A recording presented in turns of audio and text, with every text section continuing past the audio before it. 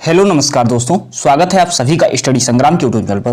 Bihar BEd entrance 2023 आपने form डाला है तो आप प्रिपरेशन कर रहे होंगे, जिसमें आपके जो क्वेश्चन आते हैं आपको लेवल पता होगा। अगर नहीं पता है लेवल देख लीजिए। पूरी क्लासें लगभग 20 प्रैक्टिस सेट अपलोड कर दिए हैं, जो कि एग्जाम में क्वेश्चन यहीं से ट्रेंड करने को मिलेंगे। आज पेन पेपर ले लीजिएगा, एक एक पॉइंट नोट करते हुए चलेगा। एग्जाम के लिए आज की क्लास मोस्ट इंपॉर्टेंट होगी और एग्जाम में 5 से 6 क्वेश्चन इस क्लास से आने हैं। पहला ही क्वेश्चन आपकी स्क्रीन पर होगा, एक्सप्लेनेशन के साथ होगा, एक एक पॉइंट नोट करते हुए चलेगा। अब पहला ही क्वेश्चन आपकी स्क्रीन पर है, संविधान सभा का संवैधानिक सलाहकार कौन था। एग्जाम में प्रश्न बन चुका है। अब संविधान सभा का संवैधानिक सलाहकार कौन था? BN राव थे, डॉक्टर राजेंद्र प्रसाद, के सुब्बा राव, KM मुंशी। अब संवैधानिक सलाहकार पूछा जा रहा है तो कौन हो जाएंगे? BN राव हो जाएंगे। क्या यह प्रश्न पूछा जाएगा? यह प्रश्न पूछा जा चुका है। अब यहां से और कौन सा प्रश्न पूछा जाएगा कि जो है कि देश रत्न के नाम से किसे जाना जाता है?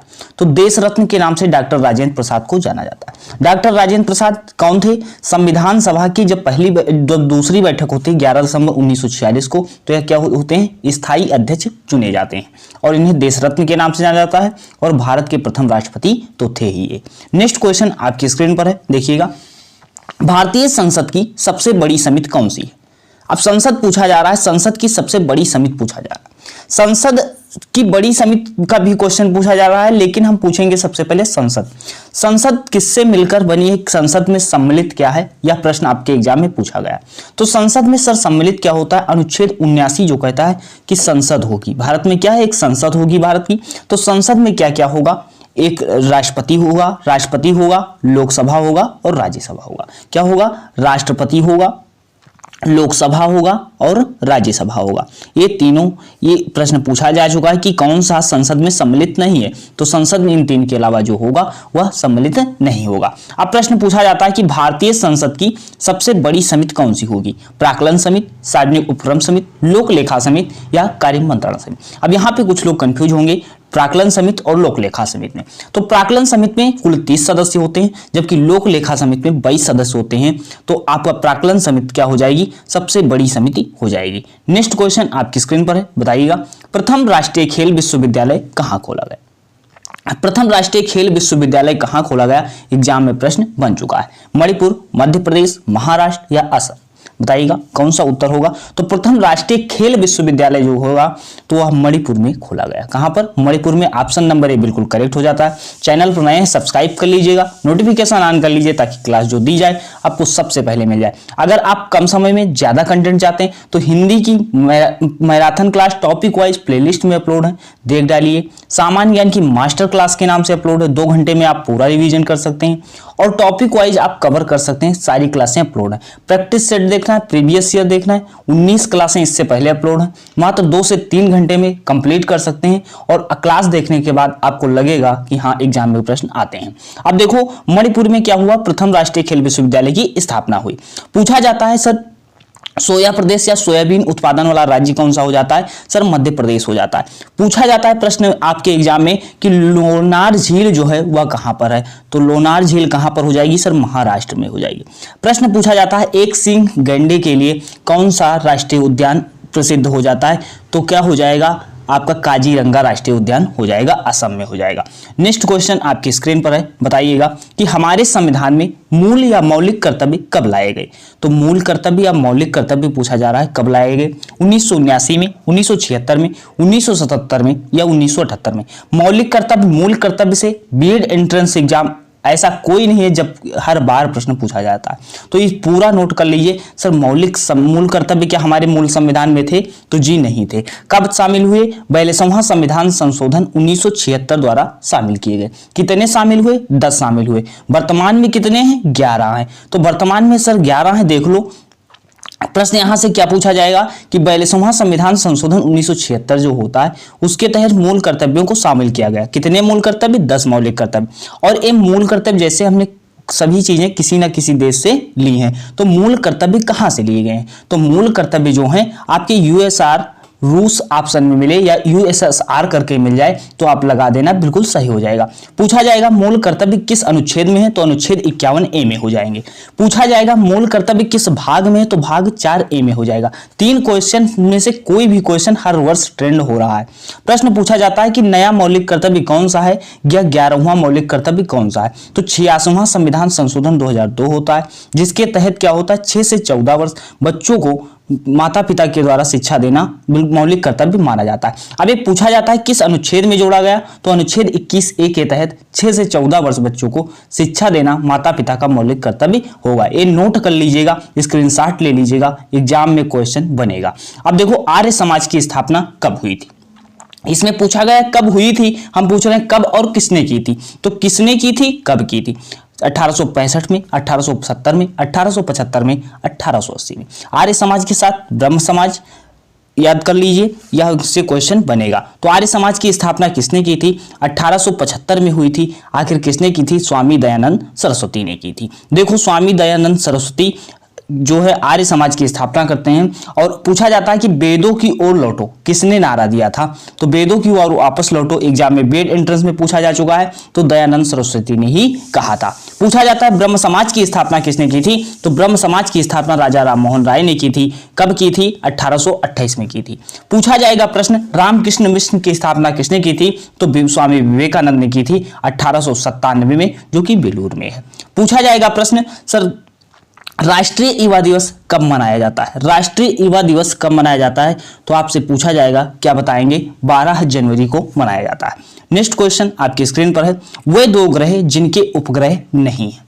एग्जाम में प्रश्न बनता है और बनेगा, ग्रह से प्रश्न, सौरमंडल ऐसा है एग्जाम की क्वेश्चन हर एग्जाम में आना है।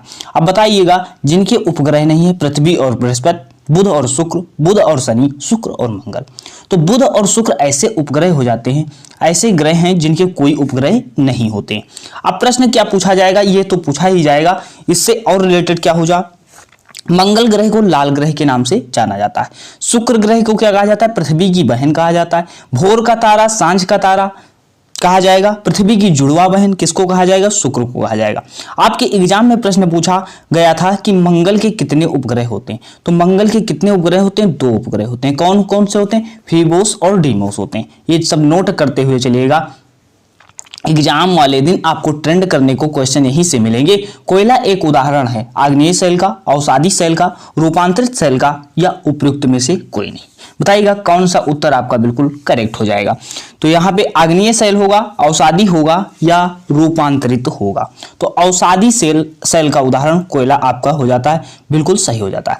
आपसे पूछा जाता है कोयला कितने प्रकार के होते हैं, तो 4 प्रकार के होते हैं। तो सबसे उच्च कोटि का कोयला कौन सा होता है, एंथ्रासाइट होता है। क्या होता है, एंथ्रासाइट होता है। नेक्स्ट क्वेश्चन आपकी स्क्रीन पर है, बताइएगा भारतीय संविधान की 8वीं अनुसूची में कितनी भाषाओं का उल्लेख है। जब संविधान लागू हुआ था उस समय कितनी अनुसूचियां थी, सर 8 अनुसूचियां थी। वर्तमान में कितनी अनुसूचियां, 12 अनुसूचियां। पूछा जा रहा है कितनी भाषाएं हैं, तो सर कितनी भाषाएं हो जाएंगी, 22 भाषाएं हो जाएंगी। 22 भाषाएं जो लोग उत्तर दे रहे हो बिल्कुल सही हो जाएंगे। नेक्स्ट क्वेश्चन देखिएगा आपकी स्क्रीन पर है, भारतीय संविधान के किस अनुच्छेद में 6 से 14 वर्ष आयु के बच्चों के लिए निःशुल्क व अनिवार्य शिक्षा का प्रावधान अधिकार शामिल किया गया। अब देखो जो अभी हमने प्रश्न बताया था वही प्रश्न घूम कर फिर आ गया, क्योंकि एग्जाम में यह प्रश्न बना था। तो 6 से 14 वर्ष आयु वर्ग के बच्चों को निःशुल्क अनिवार्य शिक्षा के अधिकार में शामिल किया गया, अनुच्छेद 26 में, अनुच्छेद 15 में, अनुच्छेद 45 या अनुच्छेद 21 के। तो अनुच्छेद 21 के तहत 6 से 14 वर्ष बच्चों को शिक्षा देना निःशुल्क माना गया। नेक्स्ट क्वेश्चन आपकी स्क्रीन पर है, कानन का पर्यायवाची बताइएगा। पर्यायवाची की टॉपिक वाइज क्लास अपलोड है, नहीं देखा देख लीजिए जाकर। अब कानन का पर्यायवाची सर क्या होगा, पुष्प होगा, विहिप होगा, या उपयुक्त में से कोई नहीं होगा। बताइएगा कौन सा उत्तर होगा। तो कानन जो है किसका हो जाएगा, सर वन का हो जाएगा। वन का पर्यायवाची क्या होगा, कानन हो जाता है। पूछा जाएगा सुमन, सुमन किसका पर्यायवाची हो जाता है, तो पुष्प का हो जाता है। किसका होता है, कुसुम है, सुमन है, प्रसून है, ये सभी क्या होते हैं, पुष्प के पर्यायवाची हो जाते हैं। नेक्स्ट क्वेश्चन देखिएगा, वाक्य विग्रह का अर्थ क्या होगा।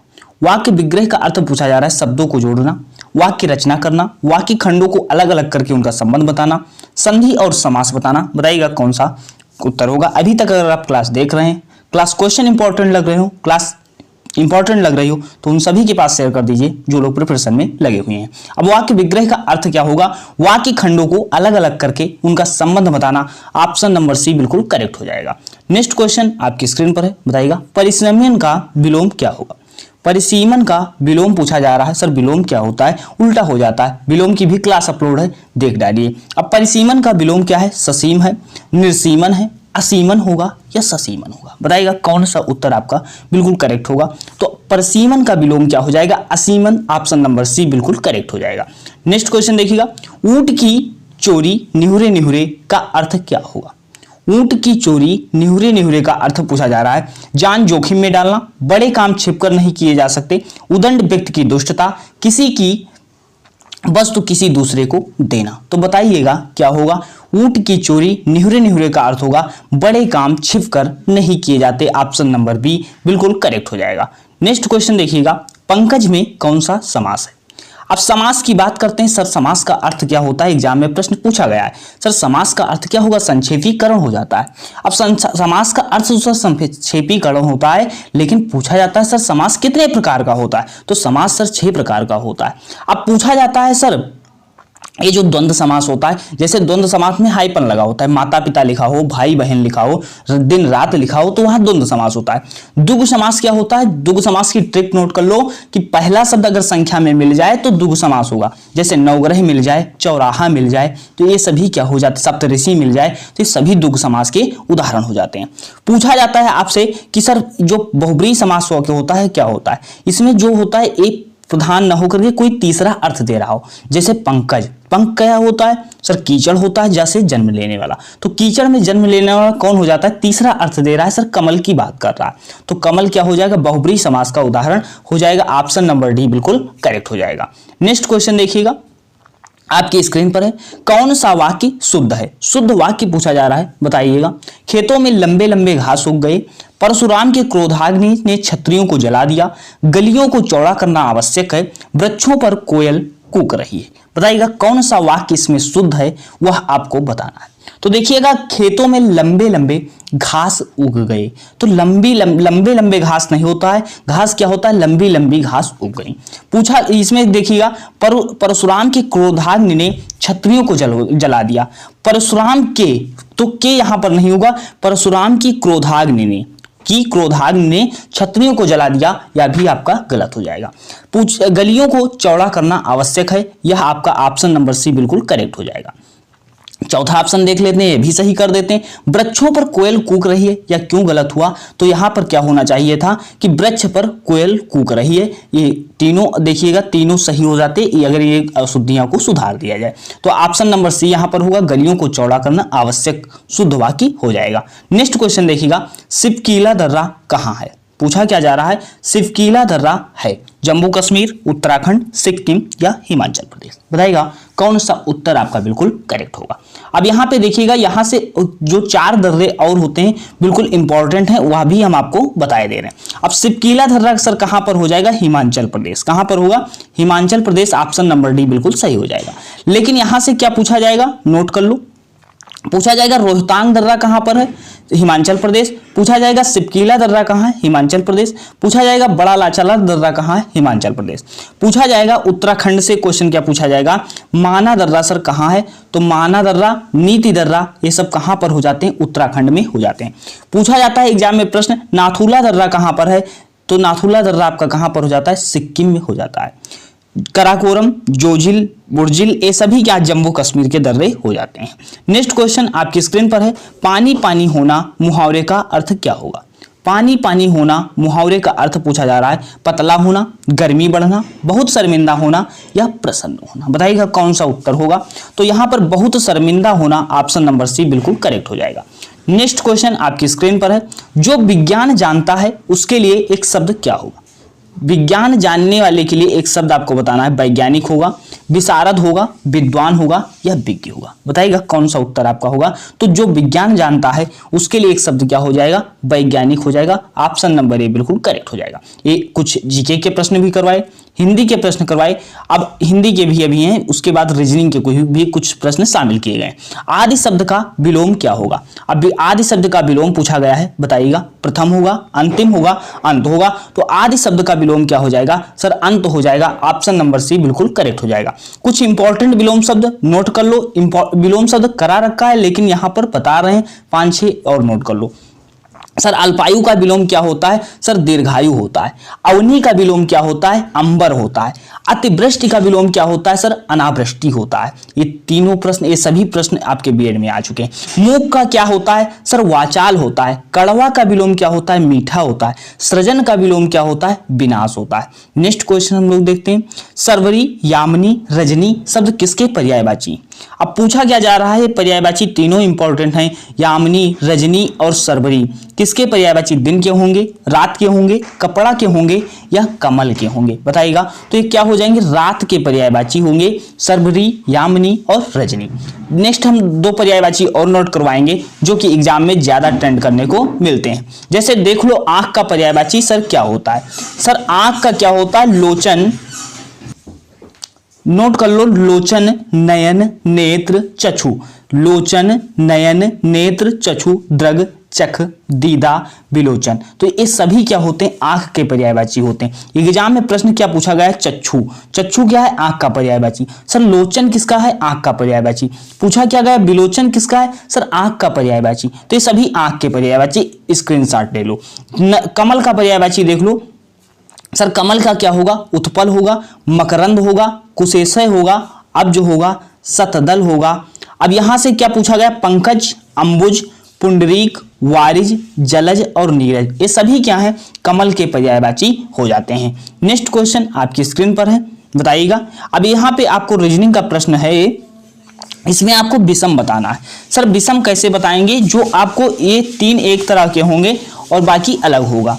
क्या होगा सर? जैसे 16 है, अब जैसे P क्या है? 16 पे आता है। सर यस कितने पे आता है? 19 पे आता है। सर V कितने पे आता है? 22 पे आता है। तो सर 16 3 19 3 22 होता है, 3 का गैप आ रहा है। सर 23 नंबर पे W आता है, 26 नंबर पे Z आता है, C 3 नंबर पे आता है। तो 3 का गैप है।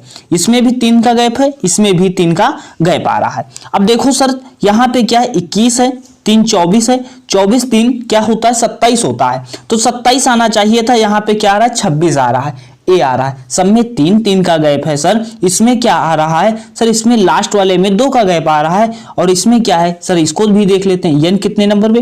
14 नंबर पे। क्यू कितने नंबर पे? 17 नंबर पे। और टी कितने नंबर पे? आपका 20 नंबर पे। अर्थात 3 का अंतर भी यहां पर भी है। तो अलग क्या हो जाएगा? ऑप्शन नंबर सी बिल्कुल आपका अलग हो जाएगा। नेक्स्ट क्वेश्चन देखिएगा, इसमें भी आपको विषम बताना है। सर विषम क्या होगा? सर 15 से 24 हो रहा है तो 15 9 कितना हुआ? 24 हुआ। सर 9 से 18 हो रहा है तो सर 9 9 क्या हुआ? 18 हुआ। सर 25 से क्या हो रहा है? 34 हो रहा है तो 25 9 34 हुआ। 9 9 का गैप हो रहा है। सर इसमें कितना गैप हो रहा है? सर 38 10 48 होता है। तो अलग कौन सा हो जाएगा? ऑप्शन नंबर डी बिल्कुल अलग हो जाएगा। नेक्स्ट क्वेश्चन देखिएगा, आपकी स्क्रीन पर है। घी, दूध, डीजल, शहद, इसमें आपको अलग बताना है। सर अलग क्या होगा? तो सर घी है, दूध है, शहद है, डीजल है। तो इसमें डीजल को अगर छोड़ दिया जाए तो सभी क्या होते हैं? खाद्य पदार्थ होते हैं। घी, दूध, शहद ये सभी खाद्य पदार्थ होते हैं, जबकि डीजल आपका क्या हो जाता है? ईंधन हो जाता है। नेक्स्ट क्वेश्चन देखिएगा, बस ये पूरे इंपॉर्टेंट क्वेश्चन थे, कलेक्शन था। अगर चैनल पर नए हैं सब्सक्राइब कर लीजिएगा। क्लास कैसी लगी जरूर बताइए कमेंट में। और इससे पहले अगर आपने क्लास नहीं देखा है तो आप जा करके प्लेलिस्ट में कंप्लीट कर डालिए। तो अभी तक यहीं तक, मिलते हैं नेक्स्ट वीडियो में। धन्यवाद।